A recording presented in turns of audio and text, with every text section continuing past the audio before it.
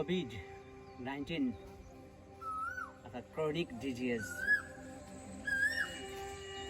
तथा corona virus कोभिड-19 को रोकथामको उपाय, how to protect the chronic disease कोभिड-2019। विशेषतः बाबा गुरु गोरखनाथद्वारा प्रतिपादन गर्नुभएको जुन हठयोग छ, योगश्चित्ती वृत्ति निरोध, योगका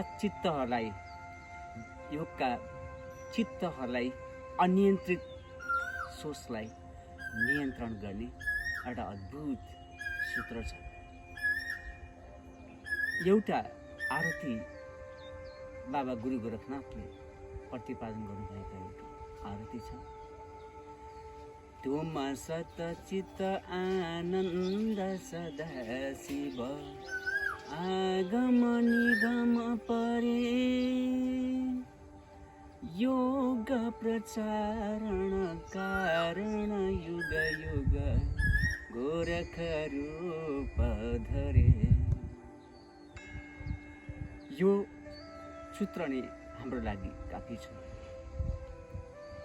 मानवलाई मुक्ति पाउने मुख्य माध्यम नै योग, ध्यान, जप, तप। विशेषतः हठयोगको प्रपाउन्डरको रूपमा बाबा गुरु गोरखनाथ सर्वश्रेष्ठ नवनाथ, 84 नाथ, आदिनाथका एउटा प्रणेता। सबभन्दा पहिला जुन यो विश्वमा अहिले फैलिरहेको कोभिड-2019 को महामारीबाट बच्नको निम्ति विभिन्न मिडियाको माध्यमद्वारा विभिन्न योग गुरुहरू, तपस्वीहरू, ऋषिमुनिहरू, नाथ सम्प्रदाय, सिद्धाश्रम शक्ति केन्द्र, पातञ्जलि योगपीठ लगायत विभिन्न माध्यमबाट विभिन्न आध्यात्मिक संस्थाहरूले उत्तिकै यसको खोज अनुसन्धान गर्नुभएको छ।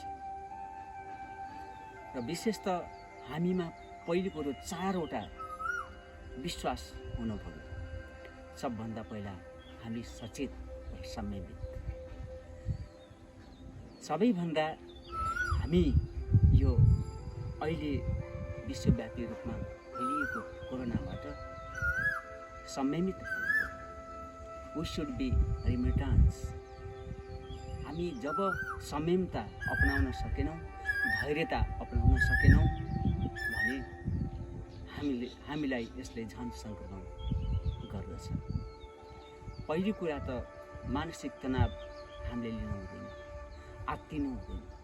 तनाव रहित भएर हामीले यसलाई जित्न सक्नु पर्दछ र जित्छु भन्ने एउटा प्रण र आत्मविश्वास हुनुपर्छ।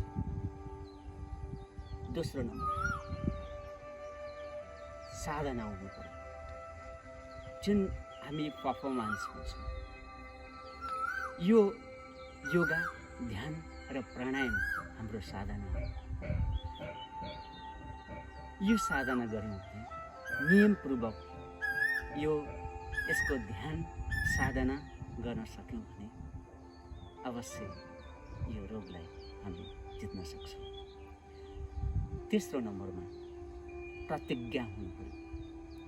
यदि हामीमा प्रमिस भएन अथवा प्रतिज्ञा भएन भने कुनै पनि कार्य हामीले सहजै ग्रहण गर्न सक्दैनौँ।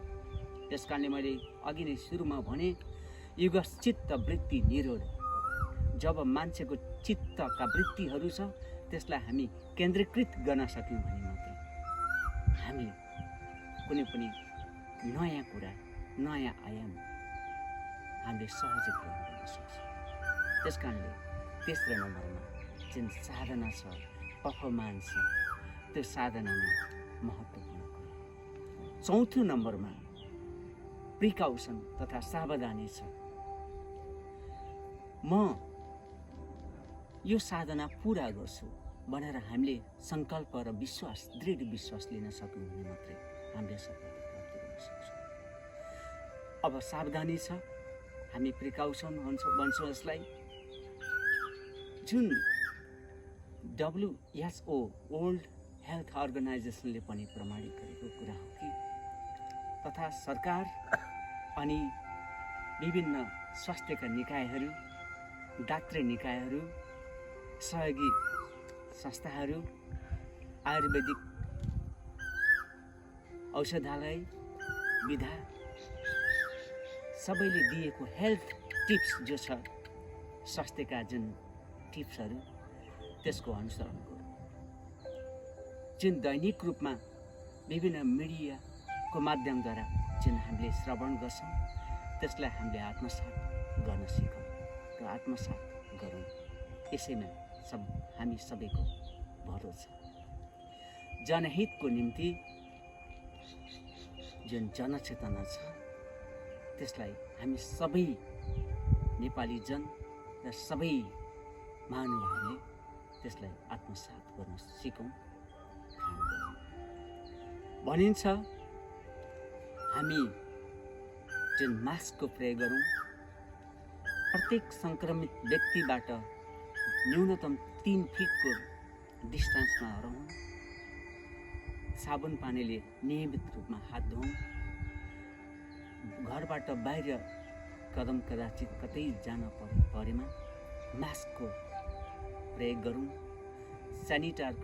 सेनिटाइजरको प्रयोग गरौँ, अनि तातो पानीको सेवन गरौँ, अनि त्यस्तै होहल्ला तथा भिडभाडमा हामी नजाउँ। यस्ता कई नियमहरू, निर्देशनहरू हामीले पालन गर्नुपर्छ। यो भनेको सैद्धान्तिक एउटा प्रतिबद्धता हो, नियम हो। यसमा हामी वाचा गरौँ, यसमा हामी प्रतिज्ञा गरौँ। अब हामी कोभिड-19 2019बाट बस्ने एउटा प्रमुख माध्यम के हो त? यसका विशेषतः 5वटा प्राणायामहरू छन्। ती 5वटा प्राणायाममध्ये सबैभन्दा पहिले हामी भस्त्रिका प्राणायाम गर्न सक्छौँ। हामीले बस्दाखेरि विभिन्न आसनहरू छ। त्यो आसनहरूमध्ये सुखासन, हामी यसरी पलेटी मारेर बस्नुलाई हामी सुखासन भन्दछौँ। अर्को अर्ध पद्मासन भन्छौँ हामीले। यो आसनलाई पनि हामी अर्ध पद्मासन भन्छौँ। यो अर्ध पद्मासनमा बसेर तथा पद्मासनमा बसेर हामीले भस्त्रिका प्राणायाम गर्दछौँ। भस्त्रिका प्राणायाम गर्दा चाहे त्यो ध्यान गर्दा होस्, रेकी गर्दा होस्, अर्थात् कुनै प्राणायाम गर्दा किन नहोस्, हामीले सुरुमा भस्त्रिका प्राणायाम गर्नु जरुरी छ। किनभने भस्त्रिका प्राणायामले हाम्रो यहाँ षट्चक्रहरू छन्, सम्पूर्ण षट्चक्रलाई जुन एक्टिभ गर्छ। हाम्रा यो जुन मूलाधार चक्रदेखि लिएर मणिपुर, स्वादिष्ठान, अनाहत, विशुद्ध अनि आज्ञा चक्र, यी चक्रहरू जागरुक गराउँदछ। जस्तै भस्त्रिका प्राणायाम यो भनिन्छ सुरुमा बढीमा 3 मिनटभन्दा बढी गर्न सक्दैनौँ, र 3 मिनटभन्दा बढी गर्दाखेरि यो धेरै प्रेसर हाई हुनेहरू, प्रेग्नेन्ट केसहरू भएको व्यक्तिहरूलाई यसले ह्याम्पर गर्न सक्छ, यसले असर गर्न सक्छ। त्यस कारणले भस्त्रिका प्राणायाम सबभन्दा पहिला हामीले भस्त्रिका प्राणायाम गर्दा श्वासलाई हामीले सास लिएर फोक्सोमा बस्छौँ, यसरी गर्न सक्छौँ।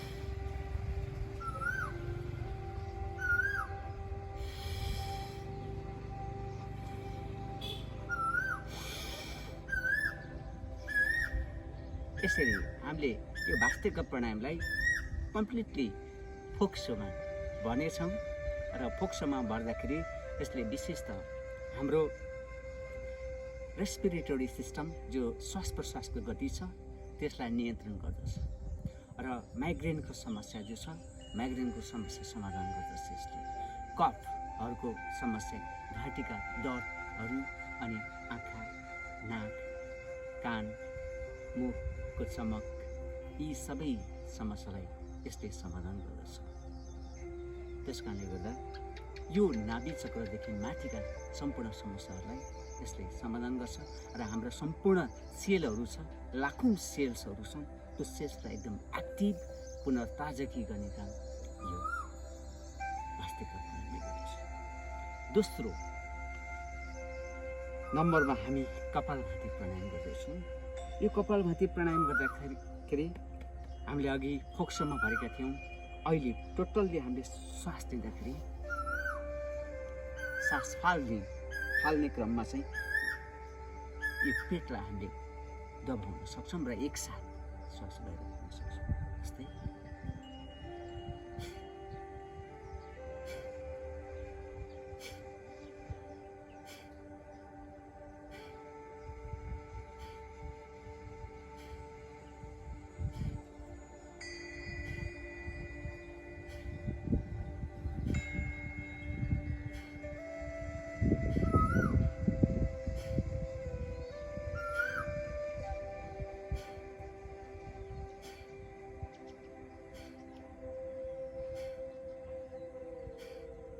यसरी नै क्रमिक रूपमा यसलाई हामी कपालभाति प्राणायाम भन्दछौँ। यो गर्दाखेरि नाभि चक्रदेखिका तलको कुनै पनि समस्यालाई, जस्तै ग्यास्ट्राइटिक समस्या छ, हाम्रो घाँटीको समस्या छ, बाथको समस्या छ, अनि त्यस्तै गरेर यो जुन प्यान्क्रियाजलाई एक्टिभ गर्ने, मुटु हार्टलाई यसले एकदम नियन्त्रण गर्ने अर्थात् हार्ट डिजिज हुनबाट रोकथाम गर्ने र यस्ता यावत समस्यालाई समाधान गर्छ। र यो गर्दाखेरि अर्को रेस्पिरेटरी सिस्टम जो छ, श्वास प्रश्वासको समस्यालाई पनि यसले समाधान गर्छ। यो कपालभाति प्राणायाम। तेस्रो नम्बरमा हामी अनुलोम विलोम प्राणायाम गर्छौँ। अनुलोम विलोम प्राणायाम गर्दाखेरि जहिले पनि यो राइट नोस्ट्रिल छ, राइट नोस्ट्रिलबाट हामीले श्वास लिन्छौँ, अक्सिजन देब्रे नाकको पालबाट हामीले सहज रूपमा लिन सक्छौँ। सुरुमा हामीले यसरी लिन सक्नेछौँ।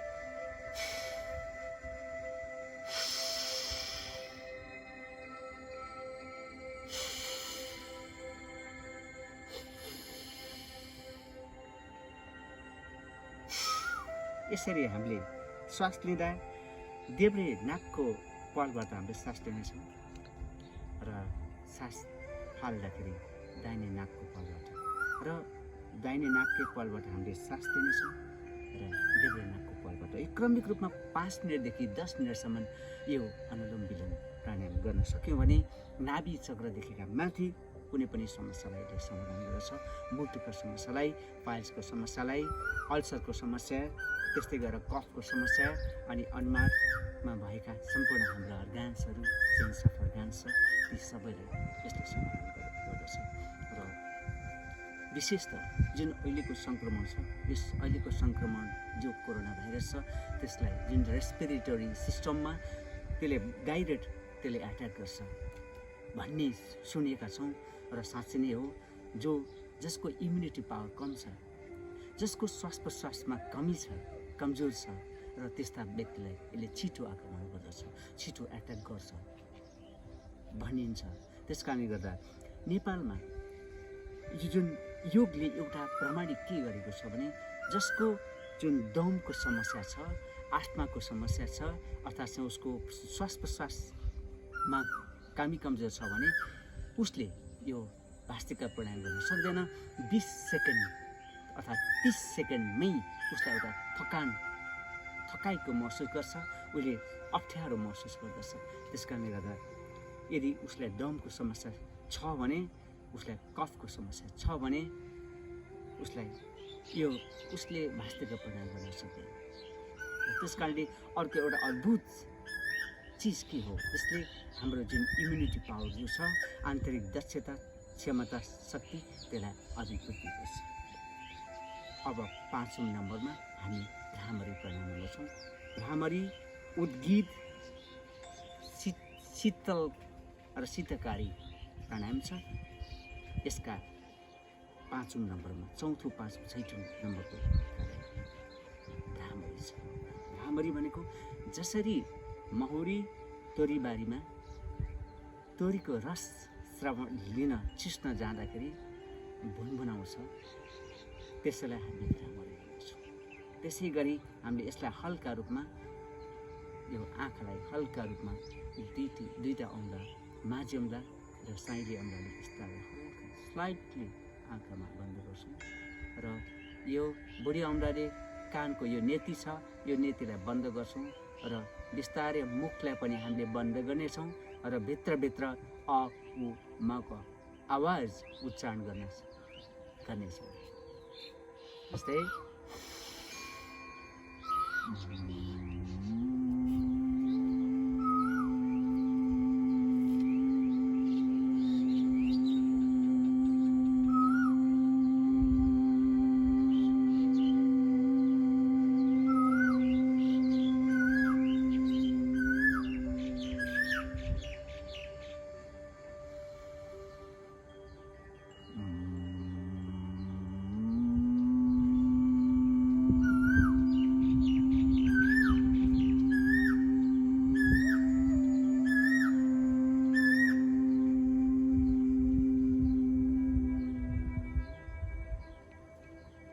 यसरी हामीले जुन यो भ्रामरी प्राणायाम गर्न सक्दछौँ 5औं नम्बर।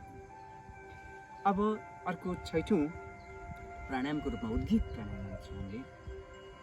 उद्गीत प्राणायाम भनेको हामीले अ ब्रह्मा, उ विष्णु र म महेश्वर एकसाथ गर्न सक्नेछौँ। ओम लामो रूपमा श्वास लिनेछौँ।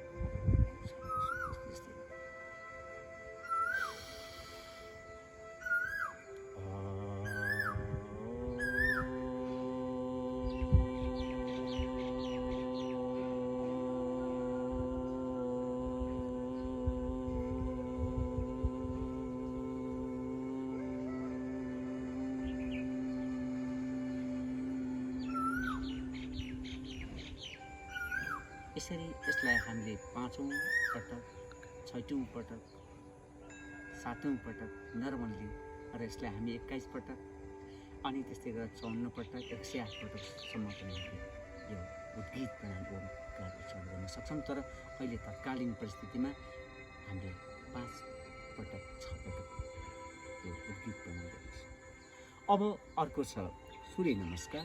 सूर्य नमस्कार यो कोरोनाको निम्ति अद्भुत एउटा आसन हो। यसलाई पनि हामीले श्वास प्रश्वासको रिदममा यो सूर्य नमस्कार गर्न सक्छौँ। सबभन्दा पहिले यसलाई नमस्कार आसन, जुन यसमा नर्मल श्वास प्रश्वासको प्रणाली नर्मल। सेकेन्डमा हामीले अब दोस्रो नम्बरमा हामीले